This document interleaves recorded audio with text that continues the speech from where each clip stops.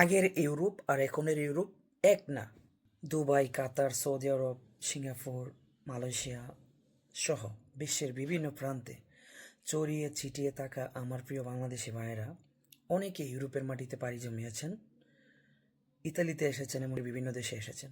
তো ইতালিতে যে কয়েকজন বিশ্বের বিভিন্ন প্রান্ত থেকে এসেছেন তাদের সাথে আমার কয়েকজনের সাথে দেখা হয়েছে, কথা হয়েছে। যে কয়জনের সাথে দেখা হয়েছে, কথা হয়েছে, তাদের বক্তব্য অনুযায়ী ওই সব দেশে তারা খারাপ ছিল না, ভালোই ছিল। কিন্তু উচ্চবিলাসী, উচ্চ আকাঙ্ক্ষা থাকার কারণে, ইউরোপের নেশায় আসক্ত হওয়ার কারণে, মানে ইউরোপে আসতেই হবে, ইউরোপ গেলে বোধহয় আমি অনেক হ্যাপি থাকবো, এই লাইনগুলোর নেশায় পড়ে যারা ইউরোপে পাড়ি জমিয়েছেন তাদের বক্তব্য এখন হচ্ছে ওইখানে তারা খারাপ ছিল না। তো ওইখানে যদি খারাপই না থাকে, এখন এই দেশে আসার পর ওনারা যে কথাগুলো বলতেছে যে ওইসব দেশে খারাপ ছিল না, ভালোই ছিল। তো এই যে ভিডিওগুলা মেক করা হইতেছে, আমার মতো অনেকে বানাইতেছে বা আমিও বানাইতেছি আপনার কাছে পৌঁছে দেওয়ার জন্য। তো এইসব ভিডিও কি আপনার কাছে পৌঁছায় না? আপনি কি দেখেন না এইসব ভিডিও? যে আপনি মধ্যপ্রাচ্যে আছেন বা সিঙ্গাপুরে আছেন, হ্যান্ডসাম একটা স্যালারি আছে বা একটা পজিশন আছে, এই পজিশন থেকেও আপনি নিজেকে সন্তুষ্টি মনে করতেছেন না। তো যারা সন্তুষ্টি মনে করতো না, নিজে যারা সন্তুষ্ট হতো না, তারা তো এসেছে ইউরোপের মাটিতে। ইতালিতে এমন কয়েকজনের সাথে আমার দেখা হয়েছে, কথা হয়েছে। তাদের বক্তব্য তো তারা ওইসব দেশে ভালোই ছিল। তো তাদের এই কথাগুলা, তাদের এই মেসেজগুলা আপনাদের যদি পৌঁছায়, অবশ্যই ভবিষ্যতে যদি আপনি আপনারা যে কোনো ভাই কোনো সিদ্ধান্ত নেন, অবশ্যই এসব কথা মাথায় রেখে সিদ্ধান্ত নেবেন। দেখেন, আগের ইউরোপ আর এখনকার ইউরোপ এক না, অনেক ব্যবধান। ঠিক আছে?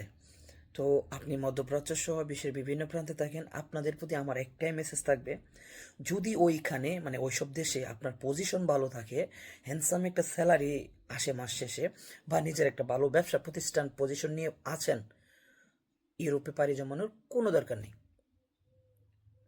আপনি যদি পজিটিভলি সেট আপ মাইন্ডের হয়ে থাকেন, আপনার মাইন্ড সেট আপ থাকে, তাহলে এই কথাগুলো আপনার কাছে ভালো লাগবে। আর যদি আপনার মাইন্ড সেট আপ না হয়, পজিটিভ না হন, তাহলে আপনার কাছে খারাপ লাগবে। সে ইতালি গেছে, আর মানুষ যেন না যায়, বা আর মানুষ যেন যেতে না চায়, সে বাধা দিচ্ছে, বা তার কাছে ভালো লাগতেছে না, এরকম বলবেন। তো যাই হোক, আপনি কি বলবেন না বলবেন ভাববেন, সেটা আমার বোধগম্য না।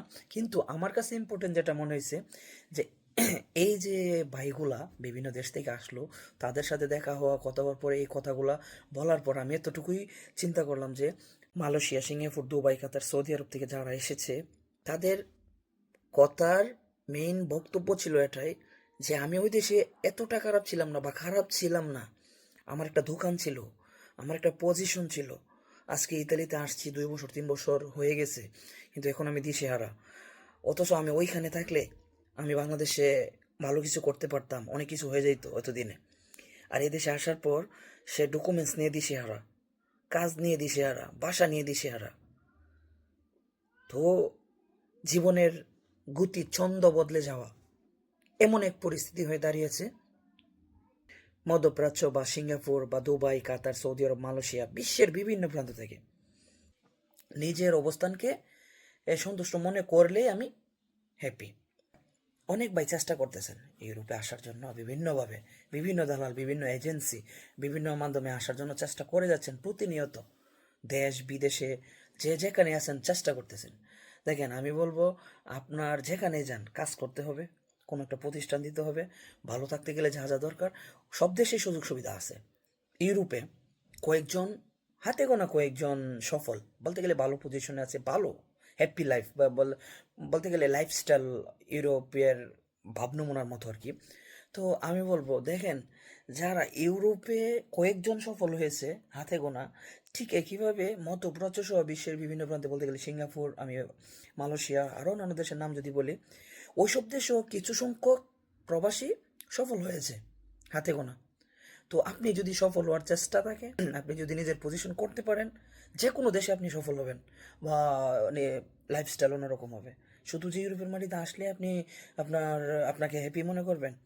আপনি দেখেন কি, অনেক ভিডিও আছে, অনেক নিউজ ফিড স্ক্রল করলে দেখবেন, ইউটিউবে সার্চ করলে দেখবেন ইতালি নিয়ে অনেক পাগল আছে।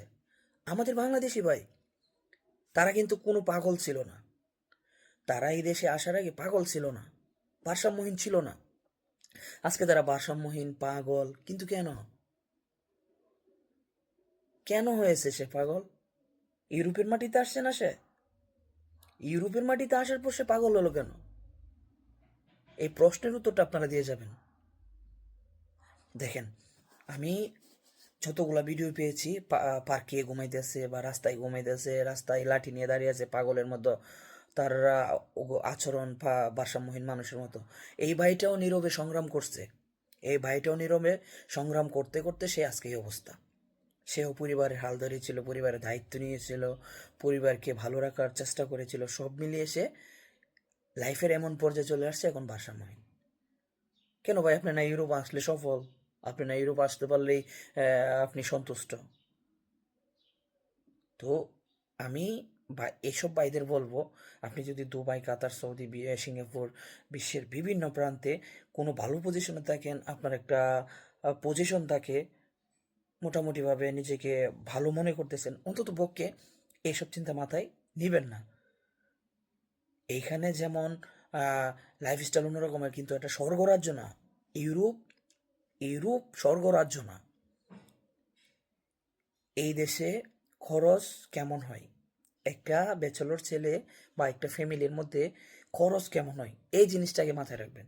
উন্নত দেশগুলোতে যেমনটা মানে বেতন যেমন, খরচও তেমন। অনেকের কাছ থেকে শুনে থাকবেন আর ভিডিওতে শুনতেছেন। তো ভাই,